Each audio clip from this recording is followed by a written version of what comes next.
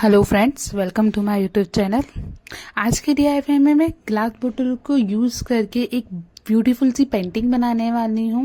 यहाँ पे मैंने बियर की ये बॉटल को यूज़ किया है। इसके लिए मैंने वाइट कलर के एक्रिलिक कलर को यूज़ किया है। सबसे पहले मैंने इस पे एक बेस सेट कर लिया था ताकि कलर बहुत अच्छे से आए, इसलिए पॉम की हेल्प से मैंने ये कलर को सेट कर दिया था। और फिर थोड़ा थोड़ा सेट करने के बाद, ताकि ये तब तक ये ड्राई नहीं होता तब तक हम इस पे कलर नहीं करेंगे, इसलिए मैंने इसको थोड़ा सा ड्राई करने के लिए रख दिया था। और फिर ये ड्राई हो गया तो देखिए कितना अच्छा सूख गया है। फिर यहाँ पे मैंने येलो कलर की शेड को तैयार किया था, जो कि दिखने में बड़ा प्यारा लग रहा था। तो येलो कलर का शेड मैंने पम की हेल्प से सारा कलरिंग कर दिया था। फिर इसको भी मैंने देन ड्राई होने कर रख दिया था। ड्राई होके ये हमारी बॉटल तैयार हो गई थी, बिल्कुल अच्छी दिख रही थी।